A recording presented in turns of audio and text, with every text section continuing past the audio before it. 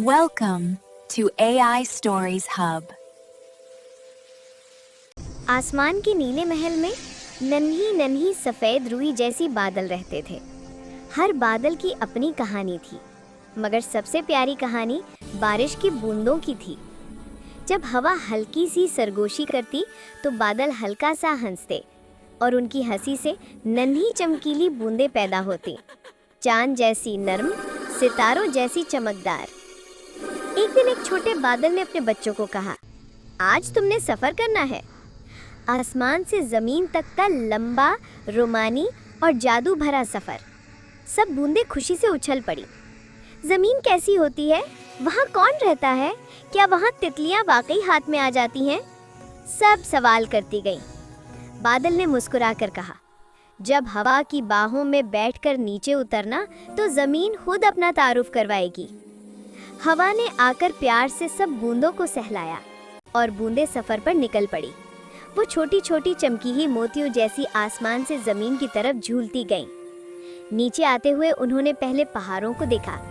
पहाड़ कह रहे थे, आओ हमारे पत्थरों को धो दो, हमें नए जैसा चमकाओ। बूंदें हंस पड़ी, हाँ हाँ, हम सबको साफ करेंगी। फिर दरख्तों ने हाथ हिलाए और कहा, हम प्यासे हैं, हमें पानी दो। बूंदें उनकी तरफ लपक कर गिरती गई और दरख्त खुशी से लहराकर नाचने लगे। कुछ बूंदें फूलों पर गिरी। फूल कहने लगे, ओह तुम कितनी ठंडी और नरम हो। फूलों की खुशबू और बढ़ गई और बूंदें भी खुश होकर चमक उठी। कुछ शरारती बूंदें छतों पर पहुंच गईं। छतें धम-धम कर बोली, आहिस्ता, तुम बहुत शरारती हो। मगर बूंदें किकर करती रहीं, हम तो नाच रहे हैं, जरा ताल तो देखो, टप टप टप टप।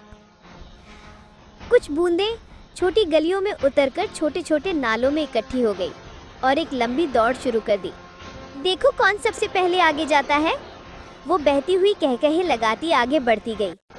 कुछ बूंदें बच्चों के हाथों पर गिरी।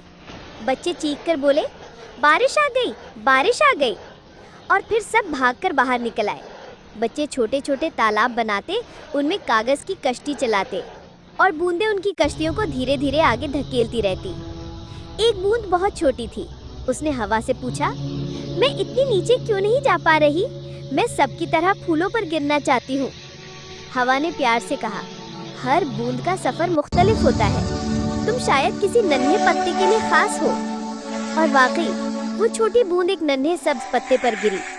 वो पत्ता उसे प्यार से थाम कर बोला, मैं तो अकेला था, तुम आकर मुझे जिंदा कर गई। बूंद मुस्कुरा दी।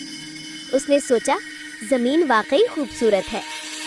बारिश तेज़ हुई और जंगल, पहाड़, गलियां, घर सब नई नीली चादर ओढ़कर मज़ीद खूबसूरत हो गए। फिर आहिस्ता आहिस्ता बादलों की हंसी कम हुई। हवा की बाहें थक गईं और बारिश रुकने लगी। बाकी बची हुई बूंदें तालाबों, नदियों और दरियाओं में घुल गई। एक बूंद ने दूसरी से कहा, अब क्या होगा? क्या हम खो जाएंगे? दूसरी बूंद हंसकर बोली, नहीं, हम वापस आसमान जाएंगे। गर्मी हमें भाप बना देगी और हम दोबारा बादलों के घर पहुंच जाएंगे।